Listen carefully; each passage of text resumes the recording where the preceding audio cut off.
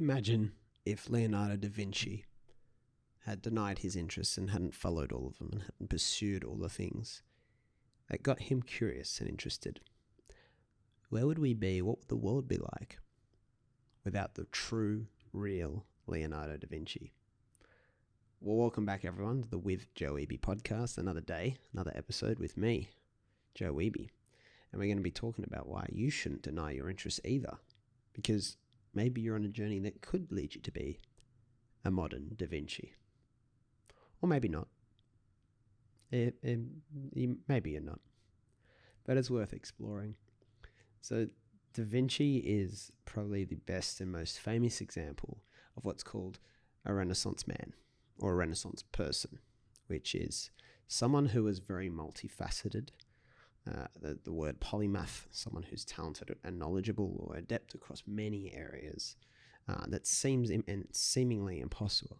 I mean, he was obviously a famous painter, but he was also an inventor. He had lots of sophisticated knowledge about anatomy. The guy was all over it, and he was part of a generation or a whole movement in the Renaissance of people just like him.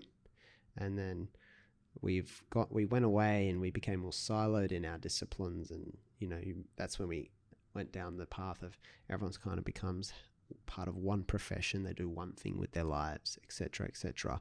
For some people, that is still the case. It's not that everyone is necessarily a polymath, but I think most people have more than one interest. So it's very vital that we don't deny our interests. Now, this obviously each podcast episode kind of builds on what has come before. That's why I always recommend you consume them in order.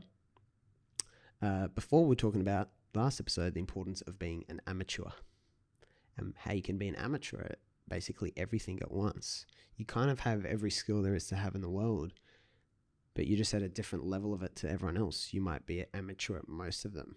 It's kind of fun. It's kind of liberating. So what would stop you being an amateur or not having an interest? But we've talked about, so episode 48 is about interest mapping, okay, which is that process of kind of discovering or revealing or even creating the things you're interested in, because they're investments in a way that you can kind of park, that give you an avenue to go down in life. Whenever one gets blocked off, you've kind of got something else to pursue, to stimulate your mind, to diversify where you invest that idea you have of yourself, that identity you have of yourself. So if something suffers and you get a setback, there's always another dimension to you to go, and you're this whole ecosystem. Okay? It's not that if you were a builder and all the builders were put out of work that you'd have nowhere to go. The person who is thoroughly interest mapped and has a wealth of interests, one avenue shuts, our building's not open for now, or COVID's shut this down, I'm going to go do this instead. I've always wanted to fill the blank, learn piano, speak French, try a different industry, try a different job, study law. Okay, and there's no real limit. So that's what we talked about. And so we can all reveal many more interests, and these kind of interests evolve and change over time. And so the key is not to deny them. Not all our interests will be created equal. So again, Da Vinci is most known as a painter, but all these other things kind of came to light, especially after, I believe, they kind of discovered his journal, and that unlocked everything. So the most important interests you have, in theory, should command a lot of your time, effort, and attention, ideally. So another great example of someone who clearly hasn't denied their interests is Tim Ferriss, right? And his book 4-Hour Workweek was definitely a big door opener for me. But if you look at Ferriss, he's someone, he's won dance competitions. He's into health and nutrition. He wrote the 4-Hour Body. He's into life hacking. He's a podcaster. He's a blogger. He's an author. He's an angel investor. He's been vagabonding and traveling all over the world and has mastered outsourcing and business systems. And there are all these elements. He's ultimately the ultimate life and learning hacker. He has the ability to learn things quite quickly. And so these examples in our culture, some many centuries ago, like Da Vinci, which shows how if they can do it back then, we certainly have more tools to explore more now rather than less. centuries ago. But then we also have modern examples. We have plenty of them. And it just shows how there are many different ways of building one's life and negotiating one's life, and no one right way. I remember even when I was starting in business, I was looking for, how does everyone run a business? And I've found that there were differences and subtle differences. Eventually you observe enough examples to know that, everyone is a little bit different. Some people are kind of the same.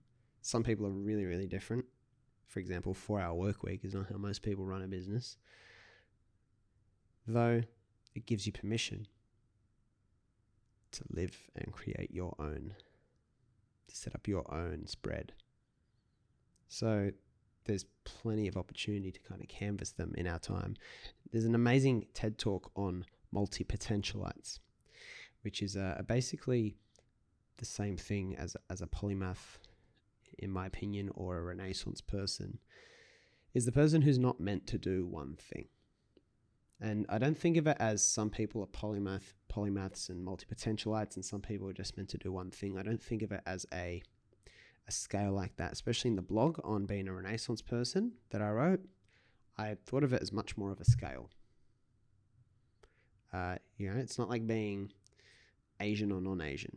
It's that everyone has a little bit of Asian in them, perhaps, and you do those ancestry and racial makeup kind of tests, whatever they're called, and you've got a splatter of African in you and a splatter of Asian in you, and it's this weird mix, and it's kind of like we're all kind of like that. We all have this different mishmash. No one's kind of exactly the same. It's this scale. And how do you figure out who you are? Are you a multi-potentialite who's always been told they have to do and pick one thing? Or are you this multifaceted person, and the map to that is your interests? And that's why I kind of thought it was worth revisiting today. And obviously episode, again, 48, and the blog on interest mapping, where we talked about that more. Don't deny your interests. It's just kind of an easy roadmap. I mean, always follow them. And ideally, your biggest and most exciting interests are the ones you spend the most time on. So that's this perspective. There was from our book that we've been working on for Do Hat Labs, which, the 8 co-authors, and Josh Hodge, my good friend, wrote something which really resonated with me in his chapter about observing his father and brother when he was looking up to them, but also trying to map his journey after school and who he was going to be in the world. And he observed how they worked hard at something that was maybe more about, I guess, providing and paving way, rather than things that were deep interests or made them fully come alive. He creaked open the door to what I think is a huge idea about culture, which again I hinted at in the last episode, which is that we observe the people around us, we look at what most people are doing, and we assume that code of behavior is how we must act, not how we can or should act, but often it feels like how we must act. So if you imagine that you're in an environment where you're looking around and you know what people are deeply interested in around you, you know that your friends are more into sport or music or some other hobby than they are into what they do for work. It forms this narrative that, everyone does something they don't like for work. You're not meant to enjoy work. You're meant to have the thing you love as something you don't do. Your dream sits there in the background. Your interests remain out of work life. And in the same way, I've been sitting at round tables where everyone's complaining about their work, and someone will pop up and say, yeah, well, no one enjoys their job. That's the point. And you feel guilty. You don't want to jump up and say, well, I do. I mean, I don't always. I definitely haven't in the past. Right now, it's probably as good a time as any for me in terms of work enjoyment. But that's often the dominant culture.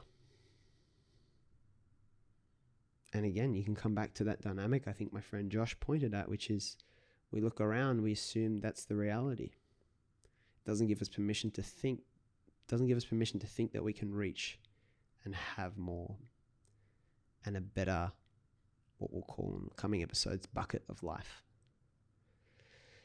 So the question to reflect on today is, who are you surrounded by? What sort of people are your friends and family? Okay, what are they interested in? Is it clear to you? What makes them come alive? And how do they spend most of their time? And what's the gap between how they spend most of their time and what you think really makes them come alive, what they're capable of and deeply interested in and stimulated by? And understand what the general culture is around you.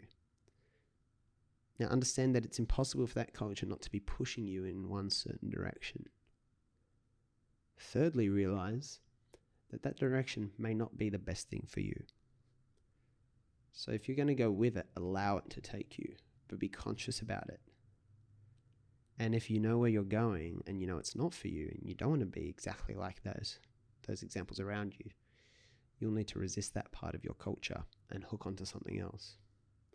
And that's where obviously we're working on from our end and do have labs, certain opportunities and things that can help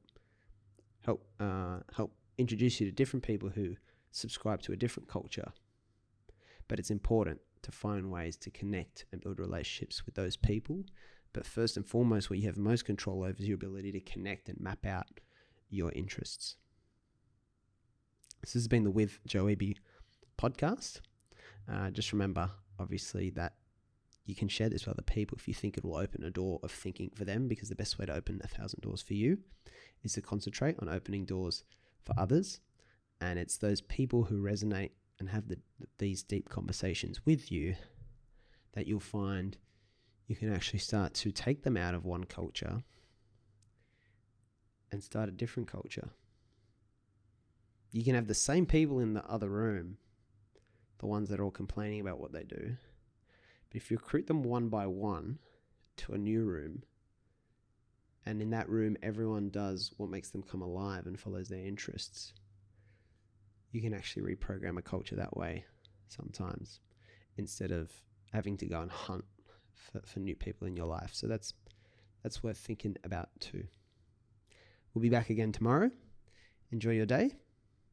And keep it up. Thanks for listening.